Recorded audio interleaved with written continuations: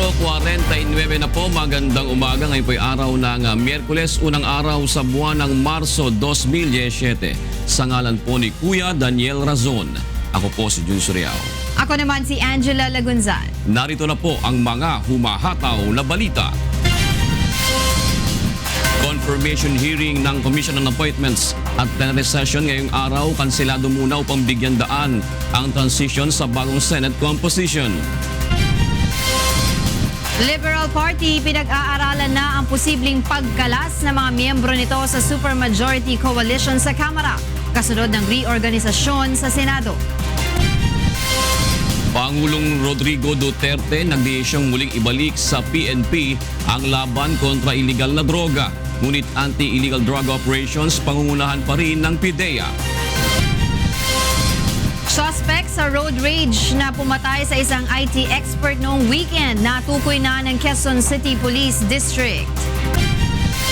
At mahigit 700 residente sa bayan ng Rizal sa Laguna natulungan sa medical mission ng UNTV at members Church of God International. Una po sa ating mga balita, matapos ang revamp sa Senado noong Lunes, muling nagkaroon ng pagbabago sa Senado kahapon nang maghalal ang minority senators ng bagong floor leader. At bilang transition sa bagong Senate composition, kanselado muna ang mga nakatakdang confirmation hearing ng Commission on Appointments at maging ang plenary session ngayong araw. Narito ang hataw na balita ni Joyce Balancio. Matapos na magkaroon ng revamp sa Senado noong Lunes kung saan 3 senador na kaalyado ng Liberal Party ang tinanggalan ng committee chairmanship, panibagong pagbabago na naman ang naganap sa mataas na kapulungan ng Kongreso kahapon. Nahalal si Senator Franklin Drilon na bagong minority floor leader ng Senado, kapalit ni Senator Ralph Recto na una nang inakyat bilang Senate President pro tempore. Si Senator Bam Aquino naman inihalal bilang assistant minority floor leader. Tinanggal naman kay Senator Drilon ang chairmanship ng Committee on Constitutional Amendments at ibinigay kay Liberal Party President Francis Pangilinan. Nagpadala naman si Senator Laila De Lima ng sulat sa Senate leadership na nagsasaad ng formal niyang pag-alis sa majority bloc upang samahan ang mga kapwa LP sa minority. Samantala, inabsuelto naman ng ilang majority bloc senators ang Malacanang sa nangyaring rigodon sa Senado. Ayon kay Senator Manny Pacquiao na siyang nagmanifesto laban sa LP senators, walang pamumulitikang nangyari at matagal na nilang pinag-isipan ang ginawang hakbang dahil sa salungat na pananaw ng LP sa majority bloc. Inamin rin ni Senator Pacquiao na nagkaroon ng pulong ang mayorya sa kanyang bahay noong Linggo ng gabi kung saan 16 na senador ang pumunta upang pag-usapan ang napipintong hakbang. Ayon naman kay Senate Majority Floor Leader Vicente Soto III, ang pagiging hati na masyado ng mayorya ang nag-ugyok sa kanila para paalisin na sa block ang LP. Ang gusto natin, maging ang Senado pro-country, pro-people. Hindi anti-Duterte, hindi pro-Duterte. Yun ang gusto natin. Ang nakikita kasi nung aming mga kasama sa majority, yung kinilos nung aming mga ibang kasama dati, na ngayon nasa minority, ay anti-Duterte. Itinanggi naman ni Liberal Party President Senator Francis Pangilinan ang sinabi ni Senate President Coco Pimentel na nagiging balakid ang LP senators sa pag-usad na mahalagang panukalang batas sa Senado. We disagree, no? Yung legislative agenda kasi ng Senado, kung titingnan natin, sa, if I'm not mistaken, 24 na mga committee reports being defended on the floor, 17 are LP, no? Committee reports. So, paano mo masasabing kami ang nag-hamper? Kami nga ang pinakamaraming nakahain na committee reports dito sa floor. Naniniwala naman si Senator Antonio Trillanes IV na ang naging reorganization ngayon ay nagpapahiwatig na nakompromiso na ang independence ng Senado. Obviously, na siya, no? Nawala yung independence ng Senado. Nadidiktahan siya ng mga kagustuhan ng iba't ibang mga senador na nakadikit kay President Duterte. So, it's sad. Dahil sa mga nangyaring pagbabago, kinansela muna ngayong araw ang nakatakdasa ng committee hearings at plenary ng Commission on Appointments na nagresulta sa pag-aantala ng pagdinig sa confirmation nila Department of Environment and Natural Resources Secretary Gina Lopez at Department of Education Secretary Leonor Briones. Joyce Balancio, UNTV News and Rescue, Senate of the Philippines. Nagpulong kahapon ang mga miyembro ng Liberal Party of the Philippines upang pag-usapan kung mananatili sa mayorya ang mga miyembro nito sa Kamara.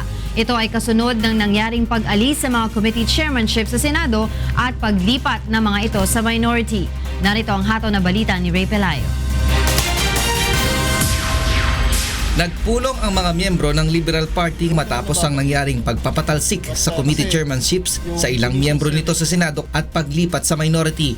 Kabilang sa mga dumalo sa 3 oras na meeting, sina LP Senator Francis Pangilinan, Senators Franklin Drilon, Bam Aquino, Representative Teddy Bagilat, Kit Belmonte, Egay Irese, former Congressman Erin Tanyada, dating Pangulong Benigno Aquino III at Vice President Leni Robredo. Bukod sa death penalty ay pinag-usapan din ang kung lilipat na ba sa minority group ang mga miyembro nito sa House of Representatives. Napagkasunduan ng partido na bigyan ng panahon ang kanilang mga miyembro na mag-isip sa kanilang magiging desisyon. Medyo nagkaroon ng mahabang diskusyon dito at iba ang kondisyon sa House, iba ang kondisyon sa Senate. But in consideration also of the debates sa death penalty at yung pagboboto, we have postponed the decision on the matter of whether or not the contingent of the Liberal Party in the House will leave the majority until after the death penalty debates have been completed. Ayon kay Congressman Teddy Bagilat, mas magiging malinaw ang patutunguhan ng kanilang mga kasama sa magiging resulta ng botohan sa death penalty. Definitely, kung ayaw na sila ng administration na kasapi pa rin dun sa majority coalition, they probably join the minorities. Ayon kay Representative Kit Belmonte, sa ngayon ay nasa 32 ang miyembro ng Liberal Party sa House of Representatives kung saan ang 5 ay nasa minority na. Nakahanda naman anya ang mga miyembro ng partido sakaling tanggalin din sila sa chairmanship. I'm sure any member of the LP, when he takes his principal position, he's willing to accept the consequence. Ayon sa partido, susuportahan naman nila ang mga mabubuting panukala ng administrasyon, subalit tututulan ang mga sa tingin nila ay makasasama sa bayan. Ray Pelayo, UNTV News and Rescue, Quezon City. Maliban sa pag-uusap kaugnay sa posibleng pagkalas ng mga miyembro nito sa supermajority coalition sa Kamara, tinalakay din sa pulong ng Liberal Party kahapon ang tungkol sa pagpapalakas sa pulsyon ng partido sa panukalang pagbabalik ng parusang kamatayan sa bansa. Narito ang hataw na balita ni Nel Maribuhok. Nanawagan na si Liberal Party President Senator Francis Pangilinan sa kanilang mga miyembro na suportahan ang posisyon ng partido laban sa pagpapasa ng controversial na death penalty reimposition bill. Ito ay sa gitna na rin ng nalalapit na botohan para sa pagpapasa sa House plenary ng proposed bill. Ang posisyon ng Liberal Party ay tutol tayo sa death penalty. Ito ang posisyon ng partido at hinihiling natin sa ating mga miyembro na suportahan ang posisyon na ito. Ayon naman sa ilang LP congressmen, ito ang dapat na mapagkaisahan ng partido sa ngayon. But individually, meron man kasama na sang-ayon sila sa death penalty. So yun ang kinakailangan siguro nilang iproseso dahil mayroong party position na. Ang opinion ni Presidente, we wanted to be constructive. We wanted to be supportive. Ayon naman kay Albay Representative Edsel Lagman, maglalabas ang partido ng matibay na posisyon sa usapin matapos ang botohan sa plenaryo. 3 LP congressmen rin anya ang nagpahayag na handang magbitiw sa chairmanship ng ilang komite upang manindigan sa kanilang pagtutol sa death penalty reimposition bill. Handa namang suportahan ng Chairman Emeritus ng LP na si dating Pangulong Benigno Aquino III anuman ang mapagdesisyonan ng grupo. It's the party president who will articulate the party position. Nel Maribuhok, UNTV News and Rescue, House of Representatives. Hindi Naglabas ng temporary restraining order ang Supreme Court pabor kay Senador Laila De Lima kaugnay ng kinakaharap nitong kasong illegal drug trading. Sa halip ay pinasasagot muna ng korte sa petisyon ang judge na nagpaaresto at nagpakulong sa senadora. Narito ang hataw na balita ni Leslie Longbowen. Bigo si Senador Laila De Lima na makakuha ng agarang remedyo sa pagpapaaresto at pagpapakulong sa kanya ng Muntinlupa Regional Trial Court dahil sa kasong illegal drug trading. Noong Lunes, nagpetisyon sa Korte Suprema ang mga abogado ni De Lima at hiniling ang agarang paglalabas ng status quo ante order upang pawalan ng bisa ang arrest warrant at commitment order na inisyu ni Judge Juanita Guerrero ng Muntinlupa RTC Branch 204. Ngunit sa en banc session ng Supreme Court kahapon, nagpasya ang mga mahistrado na pasagutin muna sa petisyon si Judge Guerrero. Hinihingan din ng komentaryo si PNP Chief Ronald De La Rosa at ang hepe ng PNP Custodial Center kung saan kasalukuyang nakadetain ang senadora. The court directed the respondents to submit their comment to the petition and the application for temporary restraining order and or SQA within a non-extendable period of 10 days from today or until March 10, 2017. Iniutos din ng Korte Suprema na dinggin ang petisyon ni De Lima sa oral argument sa March 14 alas 2 ng hapon. Bukod sa pagpapawalang bisa sa arrest order, hinihiling din ng mga abogado ni De Lima na maglabas ang SC ng temporary restraining order upang patigilin ang proceedings sa kanyang kaso. Giit ng kanyang mga abogado, iligal ang pag-aresto at pagpapakulong kay De Lima dahil minadali ng huwes ang pag-issue ng arrest warrant kahit nakabinbin pa ang kanilang mosyon sa pagtutol sa poder ng RTC na hawakan ng kaso. Malinaw din anila na inimbento lamang at walang basihan ng kasong illegal drug trading laban kay De Lima dahil hindi man lang idinetalye sa demanda kung anong klaseng droga ang ibinenta, gaano karami at sino-sino ang pinagbentahan. Kung totoo man anila ang mga paratang na tumanggap ng pera si De Lima mula sa mga drug lords sa New Bilibid Prison, hindi illegal drug trading kundi bribery o kaya extortion ang dapat na ikaso sa kanya.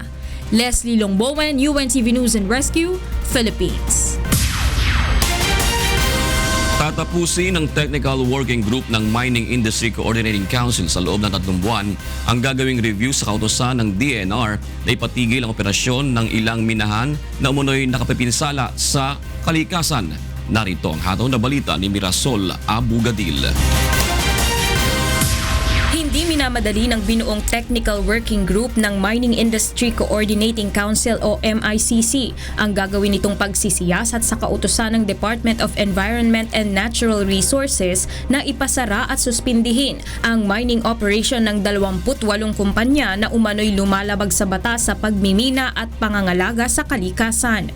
Ayon kay Finance Secretary Carlos Sunny Dominguez, ang co-chairperson ni Environment Secretary Gina Lopez sa MICC, maaaring abutin ng 3 buwan ang gagawing mining audit review.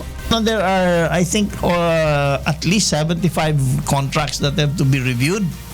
And, some of these contracts are very thick. And then they will have to visit. So, we will take a deliberate approach to this thing. We're not rushing it. Sa Biyernes, muling magko-convene ang Technical Working Group ng MICC upang pag-usapan ang sistema at budget ng gagawing review. Giit ni Secretary Dominguez, kailangang maipakita sa publiko na pinag-aralang mabuti ng DENR ang closure at suspension order nito sa ilang mining operations. I'm sure Secretary Designate Lopez has made sure that her staff did the due process, but since it is very controversial, I think it's important for the public, particularly the mines and the municipalities who are affected, to know that this indeed are true. Samantala, itinanggi naman ng kalihim na may kaugnayan siya sa anumang mining companies ngayon. 2 beses lamang umano siyang na-engage sa minahan noong taong 2003 nang siya pa ang Chief Executive Officer ng isang copper smelting company at noong 2006 nang maanyayahan siyang i-rehabilitate ang Rapu-Rapu Albay.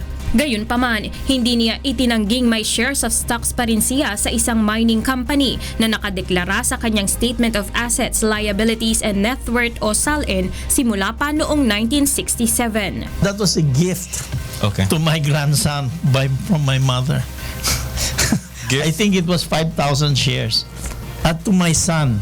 and we haven't transferred it to his name yet. Mirasol Abugadil, UNTV News and Rescue, Philippines. Binabantayan na ng Armed Forces of the Philippines Western Mindanao Command ang isang lugar sa Sulu na posibleng pinagtapunan sa labi ng binihag na Aleman na si Jürgen Cantor na pinugutan ng bandidong Abu Sayyaf. Narito ang hataw na balita ni Dante Amento.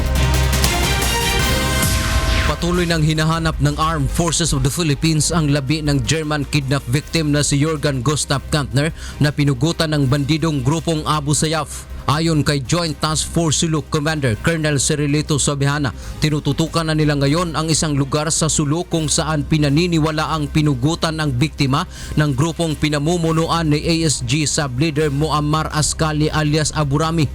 May hindanan ito yung area kung saan siya execute, no? Particularly sa Barangay Buwansa, at kaya naka-focus yung attention natin doon ngayon sa recovery effort. Prioridad ngayon ng AFP Westmencom na ma-recover ang labi ng biktima upang agad na itong maibalik sa kanyang pamilya. Gayon din ang rescue operation sa mga natitira pang bihag ng bandidong grupo. Tiwala naman ng AFP na sapat ang bilang at kakayahan ng kanilang tropa para sa pagsasagawa ng operasyon kontra ASG. Kasi kung makita mo yung terrain dito, medyo may mga bundok, may mga swamp, may mga mangrove areas, marami talagang pero but anyway, we are doing our best effort. Nanindigan din ang AFP na hindi sila nagkulang sa intelligence gathering kaya hindi napigilan ang pagpugot sa bihag na Aliman. There is no failure intelligence. Patuloy ang ating gathering ng intelligence reports and information. Subalit, ang kabuuan ng operation natin against the Abu Sayyaf group ay isang komplikadong sitwasyon at hindi purely intelligence information lamang ang involved. Positibo naman ang sandatahang lakas na makakamit nila ang target na puksain ang ASG sa loob ng 6 na buwan. Dante Amento, UNTV News and Rescue, Zamboanga City. Samantala, narito naman ang mga balita sa labas ng bansa na ihahatid sa atin ni Monica Veralio. Monica, good morning. Thank you, Angel. Good morning. Here are the news from different parts of the globe. South Korea calls for collective measures against North Korea, including possible suspension of its United Nations membership for using chemical weapons to kill the estranged half-brother of its leader Kim Jong-un. Police say 2 women smeared VX Nerve agent on Kim Jong-nam's face in the Malaysian capital's airport on February 13. The chemical is on United Nations list of banned weapons of mass destruction. The recent assassination is a wake-up call to all of us to North Korea's chemical weapons capability and its intent to actually use them. The foreign minister adds states could invoke the Chemical Weapons Convention as the use of such agents is in violation of international law. Ukrainian Foreign Minister Pavlo Klimkin warns of rights violation in Crimea and parts of Donbass under Russian control. He says Crimea, which Moscow annexed from Ukraine in 2014, has become a gray zone marred by injustice, terror, and repression, while thousands have been killed and wounded in Donbass. Klimkin has called on the United Nations Secretary General Antonio Guterres to seek ways to secure access and ensure a human rights monitoring system in Crimea. He has requested the UN's Right Commission to report on the situation before the General Assembly convenes in September.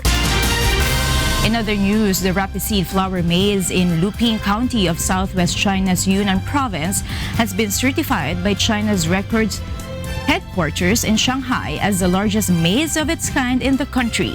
From a bird's eye view, the maize, covering an area of 15,000 square meters, is designed with several concentric circles and multiple lines crisscrossing one another. With 5 observation decks set up in the maze, tourists are able to enjoy both the fascinating natural beauty and the culture of Buyi, people as an ethnic minority. And those are the news from around the world this morning. Back to Angel. Thank you, Monica.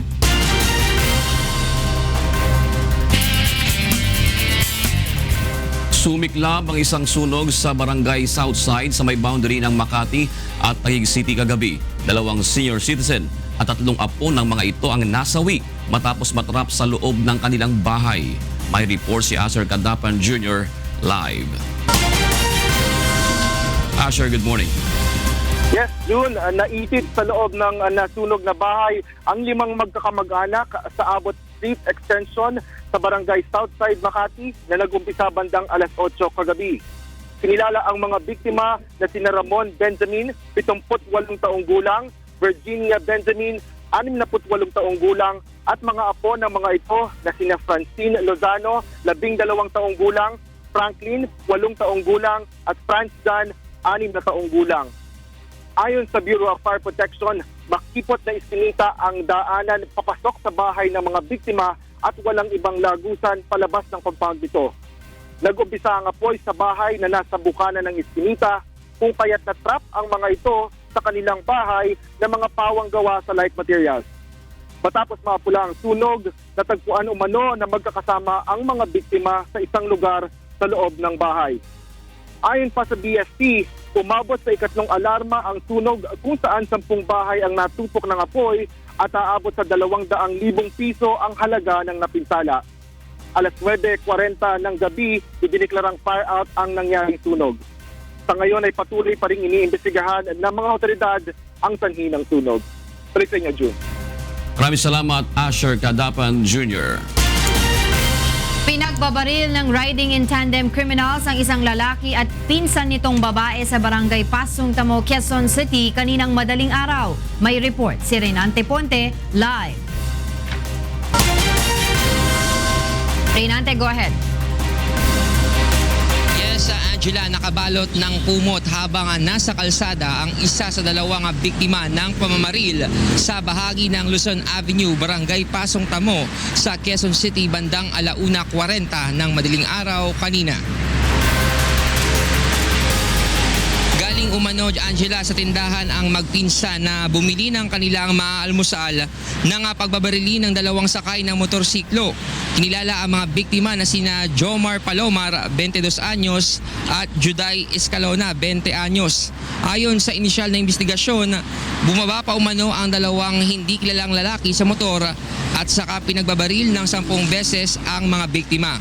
Matapos ang pamamaril, mabilis na tumakas ang mga sospek. Naisugod pa sa ospital, Angela, ang isa sa mga biktima na si Juday, ngunit idineklara ng mga doktor na dead on arrival. Habang si Jomar ay tuluyan na binawian ng buhay sa lugar nang makita ng mga otoridad. Ayon naman sa mga kaanak nito, wala naman silang kilalang nakaaway ang mga biktima at hindi din sila umano sangkot sa illegal na droga. Patuloy naman, Angela, ang investigasyon ng scene of the crime operative sa insidente at kung anong motibo sa pamamaril. Yan ang police report. Balik sa iyo, Angela. Maraming salamat sa iyo, Renante Ponte, live na nagulat mula sa Quezon City. Samantala, ready na po ang ating magigiting na attorney at kastigador ng bayan. Ako yun. Sa Radyo La Verdad, 350. Ikaw naman may katabi kang... Macho man. Macho man. May katabi kang white lady. Pero huwag ka matakot. Huwag ka matakot. Dahil buhay yan. Grabe siya white lady. Kilabot pala ito eh. Nakakilabot. Kamusta kayo dyan? Ito, alam mo naman. Mabuti naman, Tita Angel. Nako. At mamaya, wag mo kaming kalimutan dahil mamaya nguya-nguya ka na naman. Grabe pagkain talaga. Discuss. Bakit pagka mga kainan na si Tita Angel ang iyong sinasabihan ng ganyan? Siya ang pinakamasarap tingnan na kumakain. Kahit wala kang kagana-ganang kumain, tingnan mo lang si Tita Angel, mapapagana ka. Attorney G, napapanahon na ba o huling-huli na? Alin? Ang pagkalas. Pagkalas, dapat noon pa. Ano yun eh, kumbaga sa late na nga eh, dapat noon pa yan. Noon pa natin sinasabi na masyadong ang ascalize nga yung composition eh. In fact, it does sala sa init, sala sa lamig. It does not only apply to the Liberal Party, dapat yung iba dyan. Diba? Tulad, for example, Prof. George. Sa House of Representatives, dapat ganun din. Dapat meron ng clear line. Mag-aalaman na, di ba? Mahirap yung namamangka ka sa 2 ilog. Yes. Oo, kinakailangan... Kaya man daw, huli pa rin. Kinakailangan mamimili. Ano yan eh, parang a line must be drawn across the sands. Parang yung bago ng Desert Storm, di ba? May desert shield muna. Huwag mahihiyang magtanong. Tulad yan, Prof. George, di ba, ang dinidiscuss namin na June and Tita Angel, na ang ugat talaga kung bakit pinangsibak sila. Dahil ng pinagbutuhan nila na kung ika nga i-allow si Las Cañas na mag-appear sa Senado muli, di ba nagwagi yung i-allow siya? Yes. Ang galit ng mayorya is that right after na natapos yung meeting Minuto lang. which was supposed to be a confidential meeting, nilik ka agad. May tulo pala sa hanay ng May tulo ka. May tulo. Sa hanay ng mga Liberal Party members. Dahil inilabas ka agad pati kung sino yung bumoto pabor at bumoto kontra. Supposedly that confidential yun eh. Yung mga ganyan. Caucus yun eh. Caucus yun. Yes. Mahirap pala ang confidential ngayon. Mahirap. Pero paano kaya yung Sakto lang din yung di ba yung nangyaring ang pag-aalis dito sa mga Liberal Party sa kanilang chairmanship. Di ba nung Tuesday, nagkaroon ng closed door meeting itong mga senador sa Malacanang. Sakto lang. Pero sabi naman nila hindi naman daw, wala daw kinalaman doon. Anim yung pumunta doon sa Malacanang at iba daw naman ang pinag-usapan doon. Yes. At pero in fairness sa majority, may na-retain naman talaga pang committee sa minority. May 3 pa silang committees at saka siyempre bilang minority ngayon, sila ay miyembro ng lahat ng committee diyan. At saka representative sila. Saka dapat mag-fiscalize na sila. Wag mamangka sa dalawang ilog. Hindi kami magiging sunod-sunuran. Hindi pwedeng maging dalawa ang puso. Ayun. At ang may sinasabi ka kanina, Tita Angel, na may closed door meeting. Oo, 'di ba nung Tuesday, ang mga senador sa loob ng Malacanang. Pinatawag. After that, meron naman silang open door meeting. Ayan. Yung window, buksan mo na. Maraming salamat sa inyong dalawa. Narito ang mga dapat abangan sa ikalawang paghataw ng mga balita. Nasa 200 pulis na hindi nag-report para sa reassignment sa Basilan, ipinadidismiss na sa serbisyo ni PNP Chief Ronald De La Rosa. Pangulong Rodrigo Duterte nagdesisyong muling ibalik sa PNP ang laban kontra illegal na droga. Ngunit anti-illegal drug operations pangungunahan pa rin ng PIDEA. Operasyon ng Panda Coach Tourist Transport sinuspindi na ng LTFRB. 1 million peso common fund para sa mga survivor ng Tanay bus accident. Bubuuin ng BestLink, Harana Tours at Panda Coach Tourist Transport. Suspect sa road rage na pumatay ng isang IT expert noong weekend. Natukoy na ng Quezon City Police District. At mahigit 700 residente sa bayan ng Rizal, Laguna natulungan sa medical mission ng UNTV at members Church of God International. Ipinatatanggal na sa serbisyo ni Philippine National Police Chief Ronald De La Rosa ang mga pulis na hindi tumugon sa reassignment sa Basilan. Sa kanyang pagdalo sa 23rd anniversary ng National Police College sa Silang, Cavite, ipinahayag ng pinuno ng bansang noon ng pambansang pulisya na nilagdaanan niya ang dismissal order ng nasa 200 pulis na nasangkot sa iba't ibang kaso. Narito ang pahayag ni PNP Chief Ronald De La Rosa. And yesterday, ang napirmahan ko, umabot na ata ng mga almost 200 na yun. Pinirmahan ko na dinismiss ko sa service. Tatanggalin talaga natin yung mga eskalawag. Pagugunita sa mahigit 300 police personnel na ni-reassign sa Basilan, 53 lamang ang tumugon. Karamihan sa mga pulis na ito ay nahaharap sa serious neglect of duty at criminal charges. Inatasan ni Pangulong Rodrigo Duterte ang Philippine National Police na bumuo ng isang police squad na tutugi sa mga umano'y ninja cops o ang mga pulis na naalis na sa serbisyo dahil sa illegal na gawain. Narito ang hataw na balita ni Ross Salicos. Nagbanta si Pangulong Rodrigo Duterte laban sa mga errant policemen na tuluyang madidismiss sa serbisyo. Partikular na rito ang mga tiwaling pulis na hindi nag-report matapos niyang ipag-utos na i-assign ng mga ito sa Basilan. Matatandaang noong nakaraang linggo ay ipinadala na sa Mindanao ang mga pulis na may iba-ibang kinakaharap na kaso at paglabag bilang bahagi ng PNP internal cleansing. Ngunit sa mahigit 300 umano'y pulis kalawags, 53 lamang ang tumugon sa kanilang bagong assignment. Ayon sa Pangulo, pinabubuo niya sa Philippine National Police ang squad na magbabantay sa mga tiwaling. Tinatawag niya ring Ninja Cops, mga pulis na tinanggal sa serbisyo dahil sa iligal na gawain. Well, this should be subjected to summary dismissal. And I have requested the police to form particularly a squad at bantayan itong mga pulis na alis na sa trabaho. Naniniwala ang Pangulo na kung tuluyang maaalis sa serbisyo ang mga tiwaling pulis, may tendency ang mga itong gumawa ng mas maraming krimen. Most of them ay yung mga ninjas are criminal, so they are high in the list. And do not be surprised if they are killed because they are wanted. And so are the police who have been dismissed for committing crimes.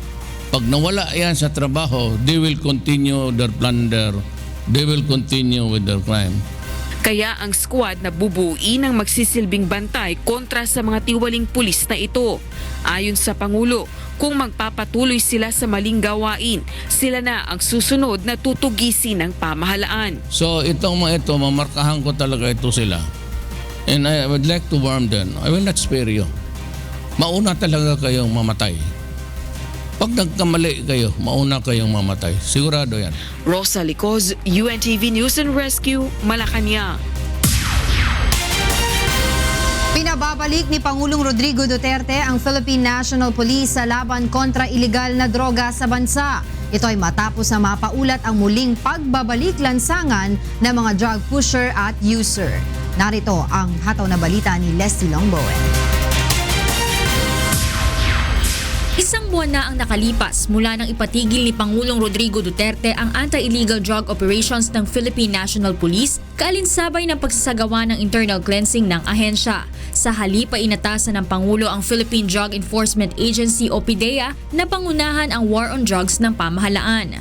Ngunit kahapon sa isang press conference sa Malacanang, sinabi ng punong ehekutibo ang muling pagbabalik sa operasyon ng PNP kontra droga. Ito ay dahil sa mga napaulat na muling pamamayagpag ng mga drug pusher at user sa mga lansangan at sa kakulangan ng mga tauhan ng PDEA upang mapigil ang mga ito.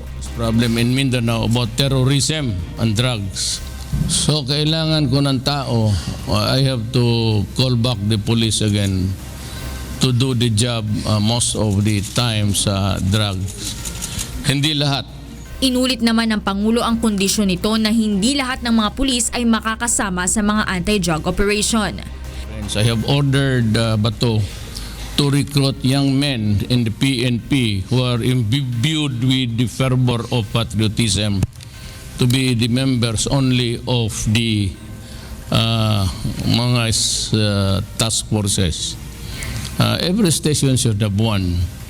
Pero yung piling-pili, yung walang mga kaso at walang history ng korupsyon.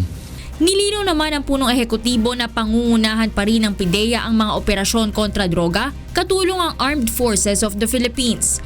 Samantala, kahapon na isinapormal na ng AFP at PDEA ang kasunduan kaugnay sa gagawing operasyon kontra droga. Pinangunahan ang MOA signing ni PDEA Chief Isidro La Peña at AFP Chief of Staff General Eduardo Año sa AFP General Headquarters sa Camp Aguinaldo.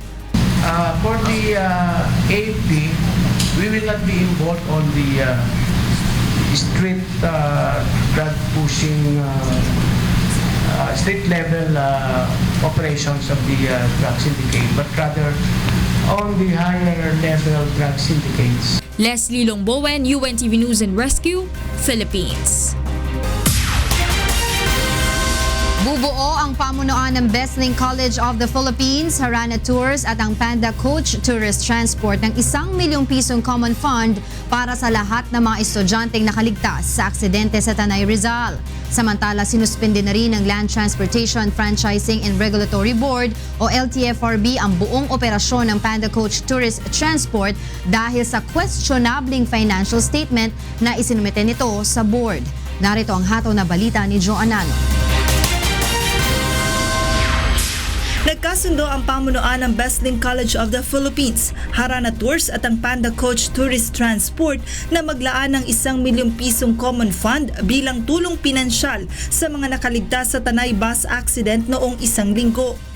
Batay sa isinagawang unang pagdinig ng Land Transportation Franchising and Regulatory Board sa insidente kahapon, ang naturang halaga ay ilalaan para sa pagpapatuloy ng gamutan ng mga estudyante na nasugatan sa aksidente. Kaugnay nito, pinagsusumiti naman ng LTFRB ang mga respondent ng kanilang written document kung saan nakasaad ang magiging proseso, timeline at kung papaano lilikumin ang pera ng naturang common fund. Minabuti na lang ng tatlong parties to come up with an amount, a pooled amount by which they can address the costs that they have to be confronted with, insofar as the victims are concerned. Whether it be 1 million, 2 million, or 3 million, as I said earlier, we require them for a written submission of this common fund that they were telling the board. Kasama rin sa mga hinihingi ng LTFRB ang kumpletong listahan at mga dokumento na nagsasabi kung magkano na ang kabuuang gastos na sinagot ng Panda Coach at ng Besling College sa mga biktima ng aksidente. Nagreklamo naman ang ilang mga magulang dahil hanggang sa ngayon ay wala pa umano silang natatanggap na anumang tulong mula sa Panda Coach bus. Wala po kaming natatanggap ni Panda, ni etc. ni estimate ko umabot ako po ng 7,000. Tapos sa ngayon po kay Amang, umabot na po kami ng 10,000. Samantala, sinuspindi na rin ng LTFRB ang kabuoang operasyon ng 19 na bus unit ng Panda Coach Tourist Transport matapos na matuklasan na questionable ang audited financial statement na isinumiti nito sa board. Nagulat kami na yung audited financial statement that they submitted to the board to justify the sale and transfer of the entire 19 units of Sitio Lucia to Panda Coach Tours. They only have something like 2.7 million assets total. Bukod sa Panda Coach, nais rin ng mga magulang ng mga estudyante na masuspinde ang operasyon ng Harana Tours. Subalit ayon sa LTFRB, kinakailangan muna nila itong pag-aralan ng mabuti at kumalap ng mga kaukulang ebidensya bago madesisyonan kung babawiin o sususpindihin ang prangkisa nito. Joan Nano, UNTV News and Rescue, Quezon City. Natukoy na ng PNP Quezon City Police District ang suspect sa road rage incident sa Quezon City kung saan isang IT expert ang nasawi. Narito ang hatol na balita ni Mon Hokson. Inilabas na ng mga otoridad ang litrato ng suspect sa nangyaring road rage sa D. Tuazon Corner, Quezon Avenue, Quezon City noong February 25, araw ng Sabado. Binaril sa ulo ng driver ng Toyota Land Cruiser ang IT expert na si Anthony Mendoza Bustamante habang nakasakay sa kanyang motorsiklo. Ayon sa PNP Quezon City Police District, kinilala ang suspect na si Fredison Atienza alias Sonson na kinumpirmang driver ng Toyota Land Cruiser. Ayon kay QCPD Director Guillermo Eliazar, ang suspect ay isang high roller poker player. Batay na rin sa kanyang social media account. Mayroon itong 2 registered na baril, subalit na-revoke na ang lisensya ng mga ito noon pang 2010 at 2013. Isa sa mga baril na ginamit ng suspect sa pamamaril.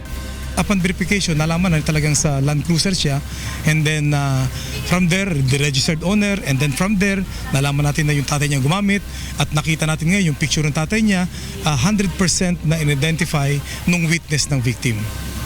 Nasa Camp Karingal na rin ang Toyota Land Cruiser na ginamit ni Sonson nang mangyari ang insidente. Mabilis na natukoy ng PNP ang sasakyan sa tulong ng mga CCTV at ng Land Transportation Office. Na-clear na rin ang sasakyan na napagkamalian dahil sa maling plate number na nakarating sa mga otoridad. AHA 3458 ang plaka ng Land Cruiser at hindi AHA 3454 na unang napag-alaman ng PNP.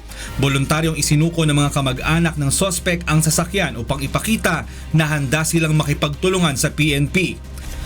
the family, I believe, requested for somebody to represent them and coordinate with us. So kanina umaga nagkaroon kami ng pag-uusap.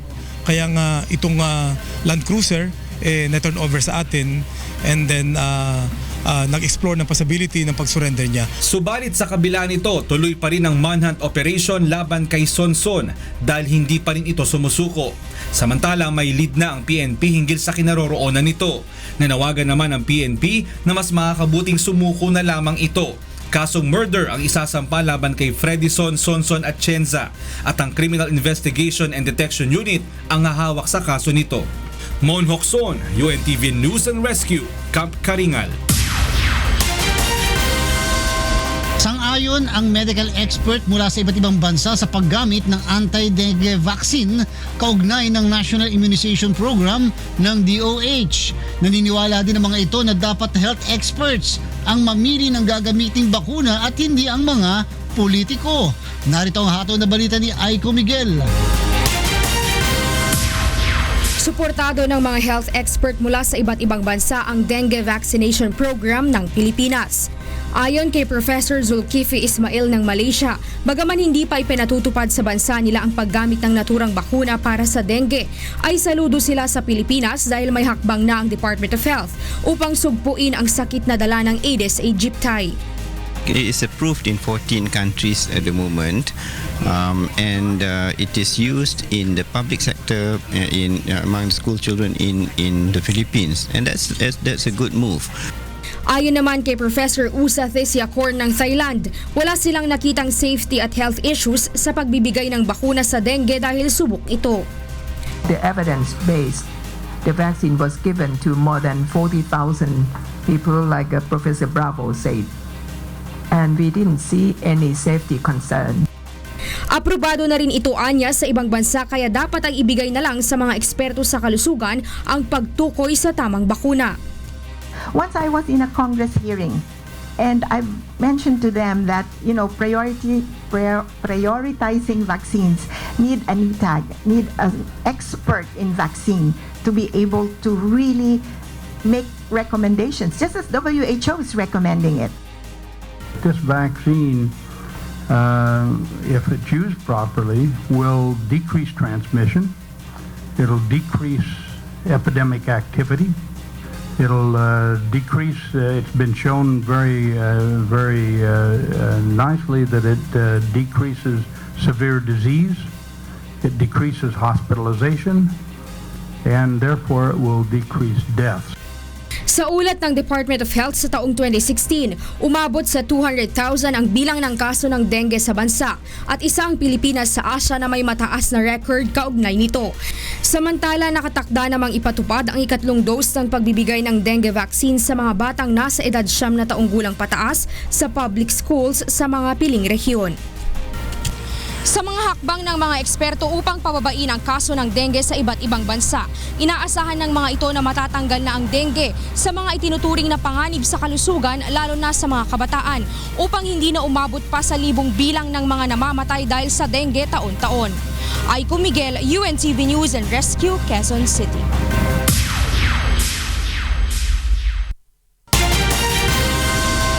Makakauwi na sa Pilipinas ang isang grupo ng Filipino medical staff na ginawang bihag ng Islamic State militants sa Sirte, Libya. Narito ang hatol na balita ni Marge Pelayo.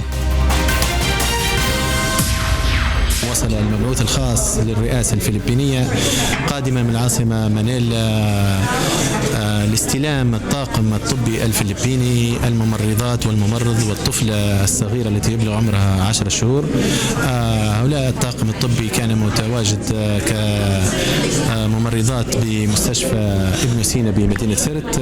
تم احتجازهم من قبل تنظيم داعش الإرهابي وتم تحريرهم من قبل قوات البنية المرصوص.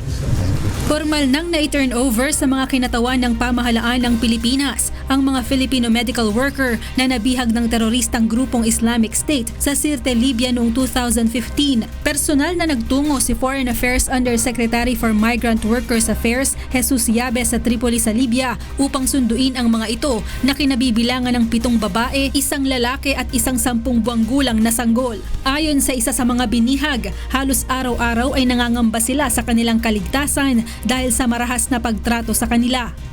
Nung kami po ay pinursa maging Muslim, pinalaya po kami pero may kondisyon na magtatrabaho kami bilang nurse ng hospital nila at tuturuan namin ang mga ICs ng mga emergency cares at ng nursing course.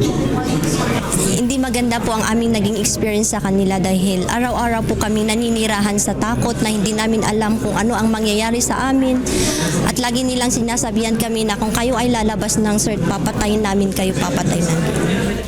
Ang grupo ay pwersahang pinagtrabaho ng mga terorista sa isang ospital sa Sirte kung saan dinadala ang kanilang mga kasamahan na nasugatan sa bakbakan. Noong Disyembre ng nakaraang taon, nabawi ng pwersa ng gobyerno ng Libya ang Sirte mula sa mga terorista. Noon din ay pinakawalan na ng mga ito ang kanilang mga bihag, kabilang na ang mga Pilipino at iba pang dayuhan. Marge Pelayo, UNTV News and Rescue, Philippines. Sa mga balita sa labas ng bansa, narito si Rina Villamor Camara. Rina, go ahead. Thank you, Angela. Here are the latest news from different parts of the world. U.S. President Donald Trump is set to deliver his first address to Congress at 9 in the evening of February 28 in America. During this speech, Trump is expected to lay out his plans for the year, including a healthcare overhaul and military buildup. Trump says his address will be a speech of optimism. This will be Trump's biggest chance yet as president to describe his agenda after his first month in office, characterized by internal dramas and acrimonious disputes with the news media. The said speech technically will not be Trump's first State of the Union address. Traditionally, a president of the United States delivers his first State of the Union address after a year in the office. Meanwhile, Britain's Duchess of Cambridge, Kate Middleton, opens a new residence for sick children and their families in London. The house in Lambeth provides accommodation for the families of children being treated at Evalina London Children's Hospital. It is equipped with kitchen, playrooms, laundry facilities, and has communal lounges so that families can feel at home. Up to 975 families are expected to use the new 59-bedroom house each year. In other news, the city's village of Yorkville Park in Toronto, Canada hosts a two-day event of exciting activities on ice. Bianca Quijano has the news.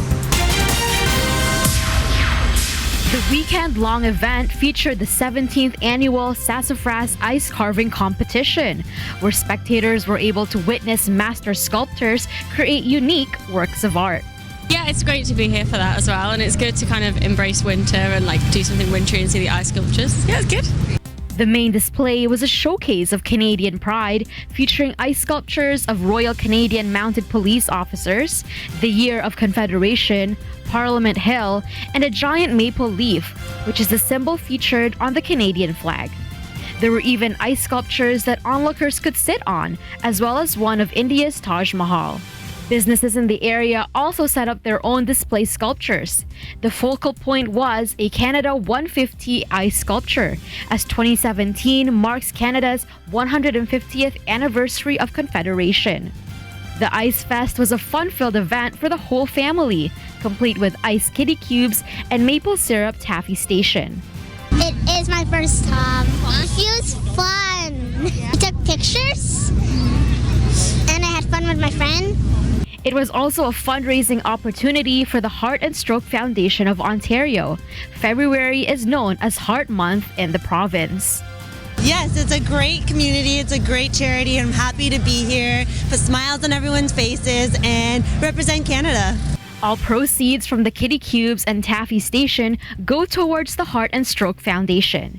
Through the Shop with the Heart initiative, a percentage of sales made by participating retailers will also be donated. Even though warmer days are approaching, Torontonians are still holding on to their winter spirit through fun and charitable events like this. Bianca Quijano, UNTV News and Rescue, Toronto, Canada.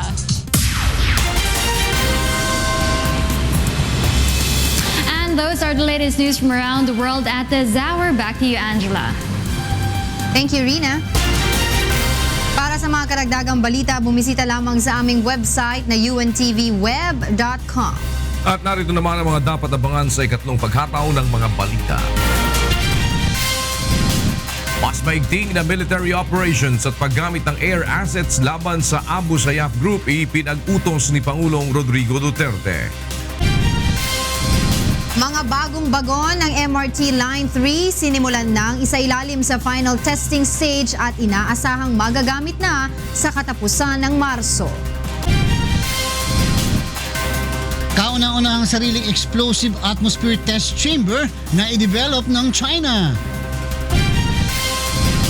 Mahigit 700 residente sa bayan ng Rizal sa Laguna na tulungan sa muling pagsasagawa ng libreng medical mission ng UNTV at Members Church of God International. At 5G technology, latest gear, virtual reality headset at iris scanners sa smartphones. Ilan lamang sa mga tampok sa Mobile World Congress sa Barcelona, Spain. Sa detalye ng mga balita, dinala kahapon sa Malacanang ang 8-year-old kidnap victim ng Abu Sayyaf Group na nakaligtas o nailigtas matapos po ang 6 na buwang pagkakabihag. Kasunod dito ay pinag-utos ni Pangulong Rodrigo Duterte ang patuloy na military operations laban sa teroristang grupo. Narito ang hataw na balita ni Rosa Licos. Iprinesenta ni Presidential Peace Advisor Secretary Jesus Duresa kay Pangulong Rodrigo Duterte ang 8 taong gulang na batang lalaki na nailigtas ng mga otoridad mula sa Abu Sayyaf. Dinukot ang bata at ang kanyang mga magulang sa Payao, Zamboanga, Sibugay noong August 2016. Ayon kay Duresa, pinalaya ang mga magulang pagkatapos na magbayad ng mahigit sa 1 milyong pisong ransom noong nakalipas na taon, subalit hindi pinakawala ng bandidong grupo ang bata. Sa pakikipagtulungan naman ng local government official sa Sulu, mga elemento ng Moro National Liberation Front at pakikipagnegosasyon sa ilang armadong grupo sa lugar, nasagip mula sa teroristang grupo ang bata sa Sulu noong Lunes ng hapon. Sa ngayon ay nasa 27 pa ang bihag ng teroristang grupo. Kasabay nito, ipinag-utos naman ni Pangulong Duterte ang pagpapatuloy sa maigting na military operations at paggamit ng air assets sa pagtugis sa ASG. There's no other way to do it except there's a military operation going on. And I would like to assure everybody that for as long as there is the violence being perpetrated, the Republic of the Philippines will continue to with its military operations. Samantala, sinabi rin ng Pangulo na humingi na ito ng tulong sa China sa pagpapatrolya sa Malacca Strait at Sulu Sea upang maiwasan ang pagtaas ng bilang ng kidnapping incidents at piracy. Gayunman, wala pang tugon rito ang China. So international, sabi ko sa China, if they can contribute sa patrolling, kasi ang might ng China in terms of sea power, it's a huge one. And if they can patrol the international seas, Moluccas, because if the piracy continues, that thing there below Mindanao is a vital sea lane going to the Pacific. Aminado rin ang punong ehekutibo na nangangailangan pa ng karagdagang kagamitan ang militar tulad ng helicopters at patrol vessels upang magamit sa kanilang operasyon laban sa mga bandido at teroristang grupo. Humingi naman ang paumanhin ng Pangulo sa Germany at sa mga kaanak ng German kidnap victim na si Jürgen Kanter dahil sa nangyayaring pagpaslang at sinabing ginawa ng pamahalaan ng lahat upang mailigtas ito, ngunit hindi maaaring ibigay ang demand na ransom. Tiniyak naman ng Pangulo na hindi titigil ang pamahalaan sa massive operations laban sa ASG. I am very sorry the hostage or a national of your country has been beheaded. I sympathize with the family. I commiserate with the German people. But I said we tried. There's a massive operation now going on. And as I have just announced to you, we are beginning to use the air assets. Rosa Licos, UNTV News and Rescue, Malacanang. Tiniyak ng Armed Forces of the Philippines Western Mindanao Command ang mas maigting na opensiba laban sa mga miyembro ng Abu Sayyaf alinsunod sa direktiba ni Pangulong Rodrigo Duterte. Narito ang hataw na balita ni Dante Amento. Nitong buwan ng Enero nang simula ng Armed Forces of the Philippines ang all-out operations laban sa mga teroristang grupo sa Mindanao, kabilang narito ang Abu Sayyaf Group. Ayon sa Western Mindanao Command, nananatili pa ring positibo ang AFP na maaabot ang target na mapuksa ang bandidong grupo sa loob ng 6 na buwan. Lalo na at nagbigay ng direktiba si Pangulong Rodrigo Duterte na lalo pang paigtingin ang pagtugis sa ASG. Ayon kay Joint Task Force Sulu Commander Colonel Cirilito Sobihana, mas kampante sila dahil ilan sa mga tinatawag na strongholds ng ASG ay nakubkob na ng militar. Sa ngayon, most of the strongholds na occupy na namin, may mga vacuum pa, may mga areas pa rin na mayroon silang certain amount of influence. Yun yung kiniklear namin ngayon. Sa mga nakalipas na engkwentro ng militar sa Abu Sayyaf, gumamit ang AFP ng barricade upang hindi makatakas ang mga bandido, partikular na sa mga isla na kanilang pinagtataguan. Sinisiguro na rin nila na hanggat maaari ay may air assets tuwing nakikipaglaban ang mga sundalo. Maingat din sila sa kanilang mga kilos at mas lalo pang pinalakas ang intelligence gathering. Kabilang narito ang pag-alam sa posibleng kinaroroonan ng mga bihag upang hindi sila madamay sa matinding bakbakan. All our actions are calculated. Kaya nga focused military operation siya para specific yung targets kung nasaan itong ASG as per intelligence reports gathered. Lalo ring naging determinado ang mga sundalo na puksain ang ISIS-linked group matapos ang ginawa nitong pagpaslang sa hostage nito na German national. The implication would be mas lalong tumitindi yung effort namin ngayon dahil unang-una napaka-morbid ng ginawa nila kung yung video na yun. Samantala sa ngayon, partikular na sinusuyod ng mga militar ang Barangay Buansa sa bayan ng Indanan Sulu kung saan hinihinalang itinapon ang mga labi ng German kidnap victim. Dante Amento, UNTV News and Rescue, Zamboanga City. Sinimula na ang isailalim sa final stage of testing ang mga bagong bagon ng MRT Line 3 na binili sa China. Kapag pumpasa sa isinasagawang test, magagamit na mga ito sa katapusan ng buwan. Alamin natin ang detalye mula kay Reynante Ponte live. Yes, Reynante. Yes, good morning kuya at sa ating mga kasangbahay, 48 brand new Dalan Trail binili ng China ang inaasahang sasailalim sa testing stage. Ngunit kagabi kuya, 4 na bagon pa lamang ang sumailalim sa final testing stage upang magamit na ngayong buwan. Ayon kay MRT General Manager Deo Leo Manalo, signaling test ang isinagawa kagabi sa mga bagong bagon sa pangunguna ng mga engineers mula sa Bombardier na supplier ng signaling system ng MRT. Mahalaga kuya ang signaling system sa pagtiyak ng kaligtasan ng pasahero ng tren. Sa pamamagitan nito, automatic na hihinto ang tren kapag ito ay overspeeding. Hihinto rin ito kapag mayroong nakalimutang gawin ang driver ng tren. Matapos sumailalim sa performance test, susunod naman ang reliability test. Inaasahang matatapos ang final stage testing ng 8 bagon o 2 Dalian train sa loob ng 2 linggo. At kapag pumasa kuya ay magagamit na nga ang mga ito sa katapusan ng buwan. Sa kasalukuyan ay mayroong 20 operation trains ang MRT. Kaya naman inaasahang makakatulong ang mga bagong bagon ng tren sa daang-daang libong pasaherong sumasakay dito araw-araw. Samantala kuya, posible na ring magamit ang bagong central control system ng MRT ngayong kalagitnaan ng Marso.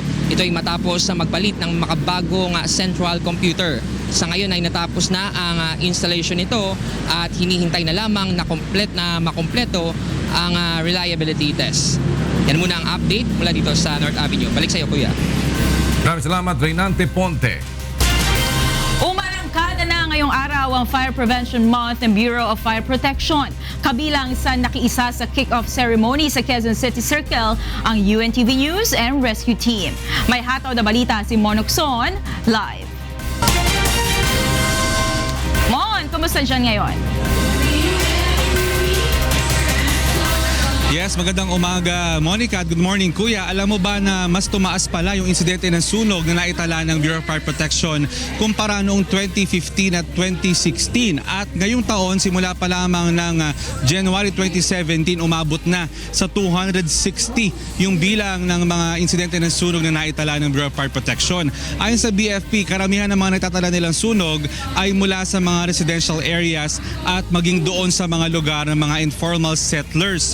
Dito lamang 2015 nakapagtala ang Bureau of Fire Protection ng 1,456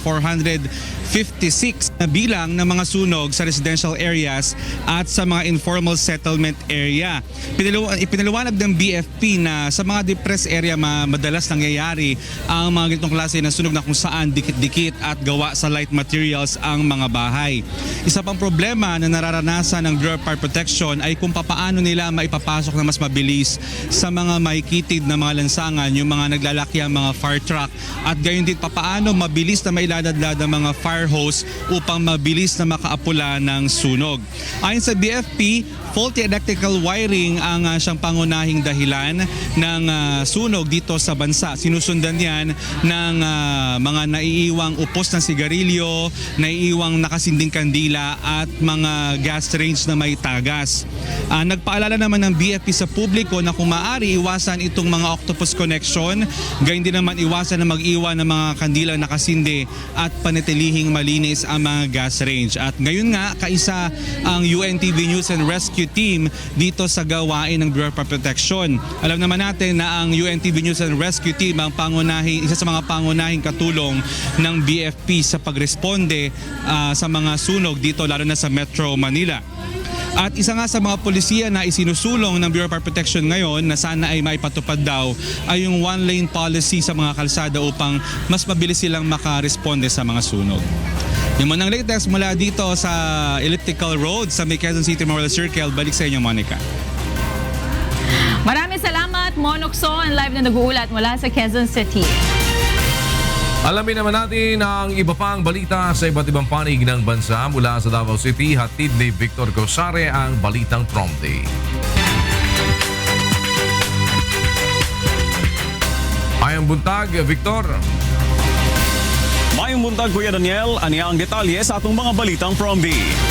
Usa ka 69 anyos nga Taiwanese national ang nadakpan sa gihimong entrapment operation sa PDEA Calabarzon Region. Sumala pa sa PDEA, miyembro sa usa ka Chinese syndicate ang suspect. Si Sherwin Kulubong sa balita. Nasa kustodiya ng PDEA Region 4A sa Camp Vicente Lim sa Laguna ang isang Taiwanese national matapos makumpiska rito ang 1 kilo ng hinihinalang shabu sa isinagawang entrapment operation sa kondominium sa Malate, Manila kahapon. Kinilala ang suspect na si Zin Quan Wu, 79 anyos, na 6 na buwan pa lang nakakalaya matapos itong makulong nang dahil din sa kaso ng iligal na droga. Ayon sa PDEA, 3 buwan silang nag-operate hanggang sa makumbinsi ang suspect na makipagtransaksyon sa isang PDEA agent nang hindi nito nalalaman. Naghahanap sila nung pwede nilang pagbagsakan ng kanilang droga. And unfortunately, for them, yung nakatransaksyon nila, ahente na natin. So we set up an entrapment operations. Nag-deliver ito si Mr. Wu ng worth 6 million peso na shabu. Dagdag pa ng PDEA, si Wu ay hinihinalang miyembro ng Chinese syndicate na nag-ooperate sa Pilipinas at maging sa Taiwan. Patuloy naman ang isinasagawang investigasyon ng PDEA kung mayroon pang shabu laboratory sa bansa na pinagkukuhanan ng supply ng mga drug syndicate. Slowly, nagre-research na naman yung mga local, transnational drug syndicates para i-penetrate nila yung market dito sa ating bansa. Hindi ito bago sa atin dahil bago pa man na-ideklara ni Presidente yung kampanya sa illegal na droga, meron talagang mga grupo na nag-ooperate dito sa ating bansa. Magugunitang noong linggo lamang, 1 kilo rin ang shabu ang nakumpiska ng PDEA 4A sa isa namang drug courier na ang katransaksyon ay mula umano sa Chinese syndicate na nasa loob ng New Bilibid Prison. Sherwin Kulubong, UNTV News and Rescue, Camp Vicente Lim, Laguna. Dili mo biyahe pag-usab ang pipila ka mga driver sa dipasahero nga jeep sa Sugbo kung dili dunggon sa kagamhanan ng ilang hangyo batok sa pag-phase out o modernisasyon sa mga karaan nga mga jeep. Si Gladys Tuabi sa balita. Padayon nga mulihok ang grupong Piston o pagkakaisa ng samahan ng mga tsuper at operator nationwide sa Cebu. Kung dili paghihapon paminawon sa gobyerno ang ilahang hangyo nga dili ipatuman ang plano na pag-phase out o modernization sa mga public utility jeepney. Sumala sa transport group, magbuhat usab sila og transport strike aron padayon nga manawagan sa gobyerno. Kung ang gobyerno dili mo tagad, dili magpakabana sa isyu sa driver karon, moingon kami nga dili pa ni maora ni, no? Padayon kami nga makigbiso gantod nga mabasura gyud ang department order ug ang tanan pa nga mga palisiya nga kontra driver ug kontra katawan. Niadtong Lunes usa ang grupo sa nagpahigayon og nationwide strike. Diri gitunol sa grupo ang ilahang suwat ngadto sa LTFRB7. Kabahin sa ilahang mga rason ug eksplanasyon kung nganong dili sila uyon sa pag-phase out sa mga jeep nga 15 ka tuig pataas. Gipangayo sa grupo ang tabang sa local government units ug misalig nga adunay positibo nga epekto ang ilahang gipahigayon nga strike. Sumala kay Cebu City Councilor Dave Tumulak, tun-an sa lokal nga kagamhanan kung unsang mga paagi nila matabangan ang grupo. Pangitaan nato na paagi unsay posible nga mga butang nga makabot na to ang kanang win-win solution ba, no? Nga di sad maapektuhan ang atong mga drivers, makatabang sad ni sa publiko.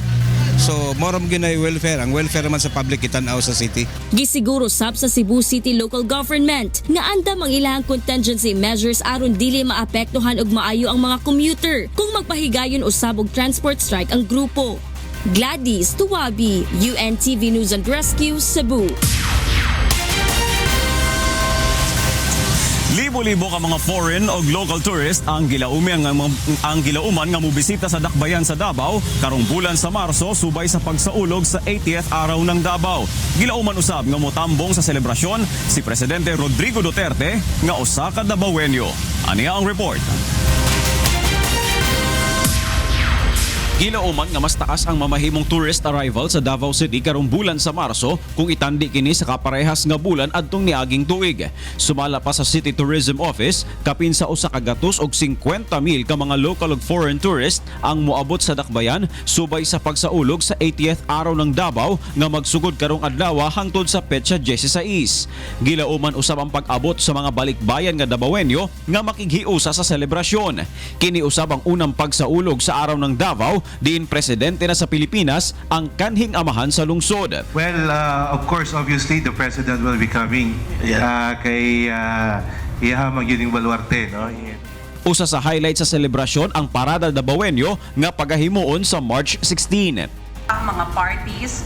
And then, another thing is, yung amin mo talagang pinaghahandaan ngayon kasi yun yung instructions ni Mayor Sara is our Parada Davaoenyo. This year, she wants Davaoenyos to be able to trust, to parang look back on their roots. So our parade will have 8 special floats made by the city, and this is going to be themed. This is going to depict the history of Davao. Pagahimuon usab sa maong adlaw ang Duyog Davao Concert nga pagasalmutan sa mga artist nga gikan sa Davao. Adunay street party ug mga concerts nga pagahimuon usab sa March 17 ug 18. Thing is, we have also the Duyog Davao Concert, which is really organized and to be participated in by Davao talents. That's why nilagay po ito on the 16th talaga after the parade para po ma-feel talaga na ng mga Davaoenyos na Duyog Davao. Let's all come together and show them how strong we are as a people.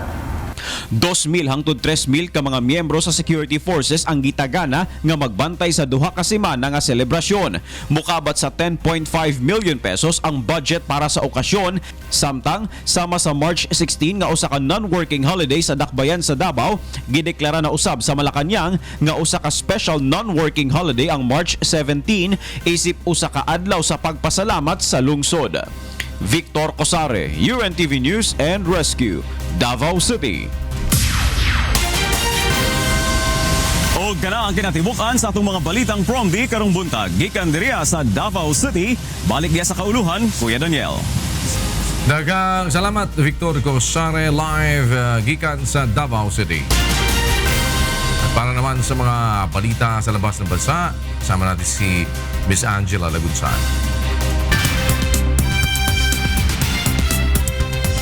Good morning, Angela Lagunsan. Thank you, Kuya. And for news abroad, the China Aerospace Science and Technology Corporation says China has developed its own explosive atmosphere test chamber. The equipment tests products operating in various explosive environments such as rockets, planes, vehicles, mines, and gas pipelines in kitchen. If a product can detonate the chamber in the normal working environment, it indicates the product has safety problems. Otherwise, the product is qualified. The project's chief engineer Deng Rongbu says the equipment is as advanced as those abroad and even more advanced in some indexes such as the range of the temperature and vacuum degree. A police sharpshooter accidentally wounded 2 people as French President François Hollande was giving a speech in the southwest of France. The shooter was on a roof about 100 meters from a tent where Hollande was speaking. His gun fired accidentally during a change of position. Hollande continued his speech after the incident. In other news, the Revolutionary Armed Forces of Colombia, or FARC rebels, will begin surrendering their weapons to the United Nations now that almost 7,000 of them have reached designated demobilization zones around the country. FARC signed a peace agreement with the government late last year to put an end to Latin America's longest-running armed conflict. President Juan Manuel Santos has said the rebels are expected to have surrendered all their arms by June. Over the past few weeks, FARC rebels crisscrossed Colombia on foot and by boat from their jungle and mountain camps to 26 zones monitored by UN personnel. And those are the news abroad. Back to you, Kuya Daniel Razon. Thank you so much, Angela Lagunsan.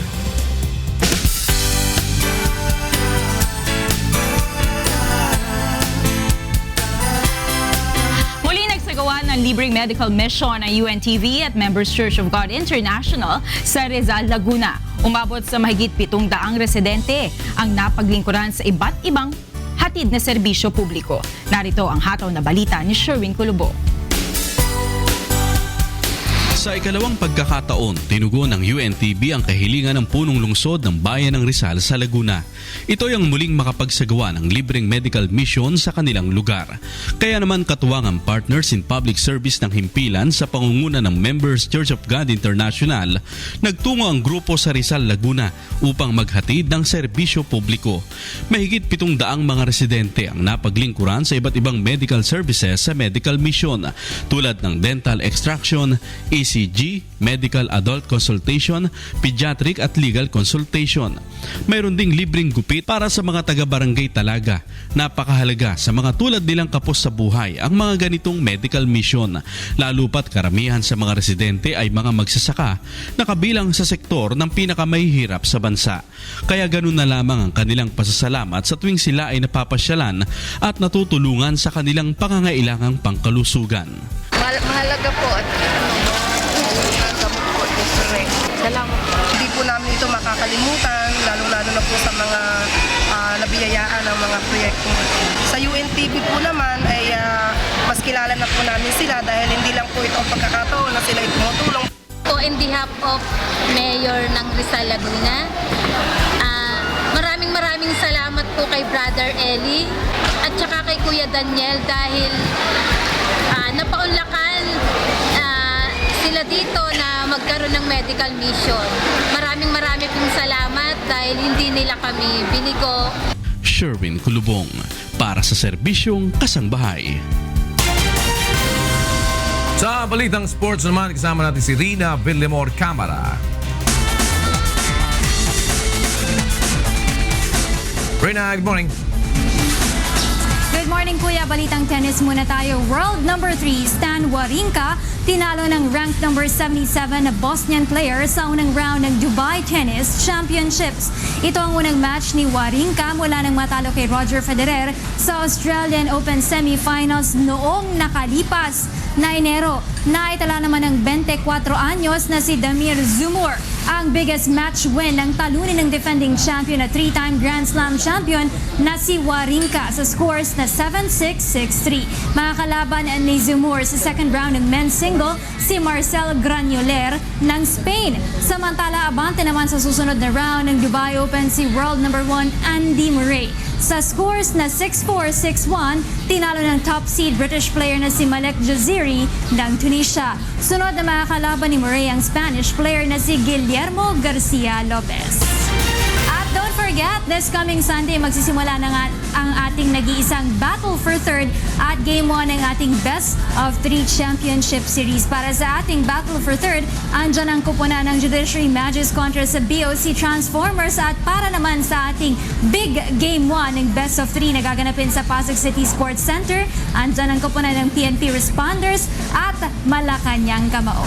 Yan muna ang latest sa sports. Back to you, Kuya. Thank you so much, Rina.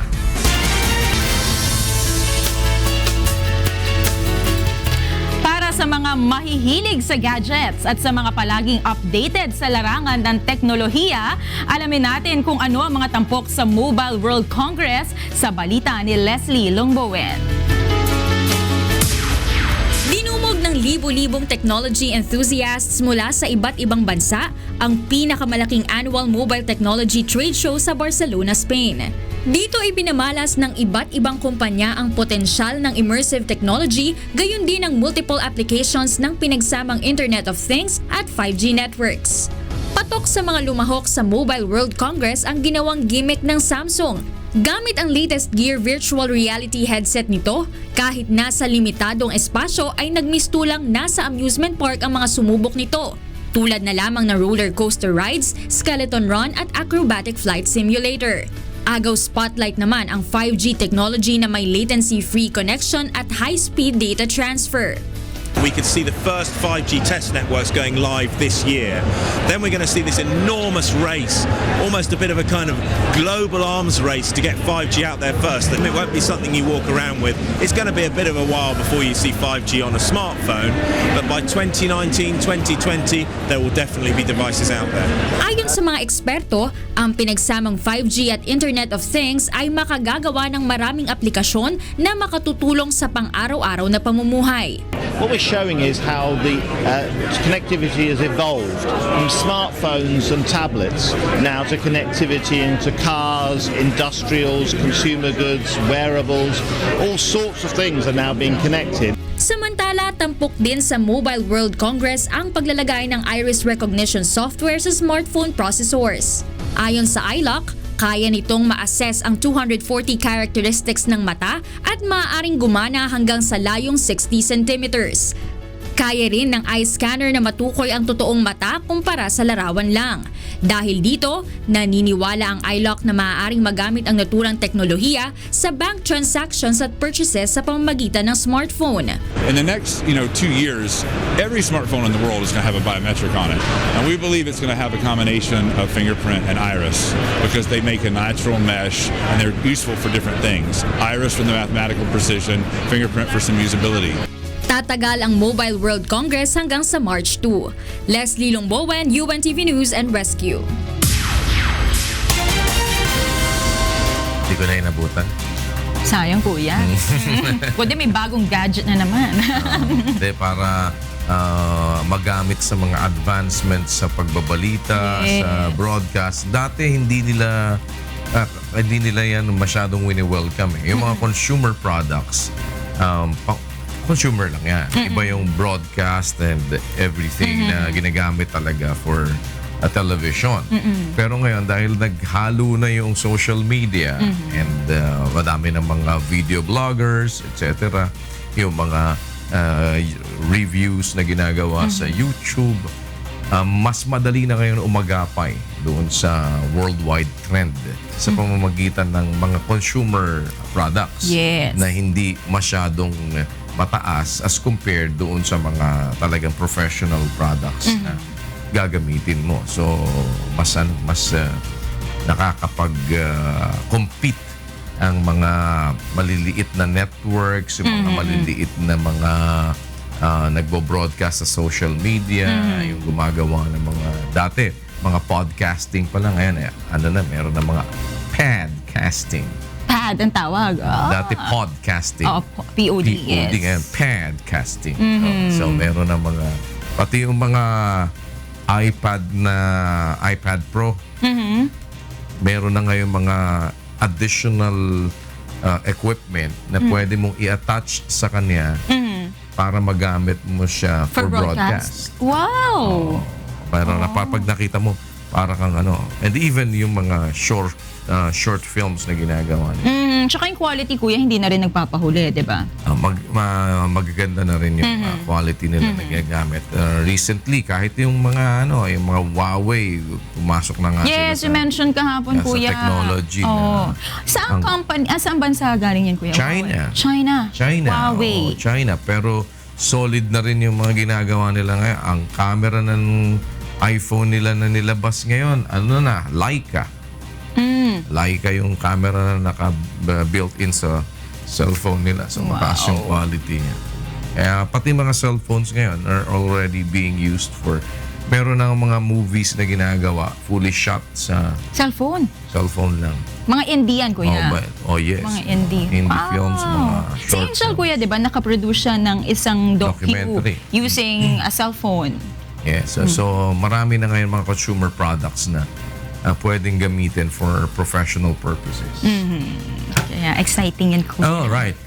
Para sa iba pang humahataw na balita, bumisita lamang po sa aming website, ang untvweb.com. Yan po ang mga ataw na balita ngayong araw ng Miyerkules, March 1, 2017. Susunod na ang programang Bawal ang Pikon! Get it straight with Daniel Razon.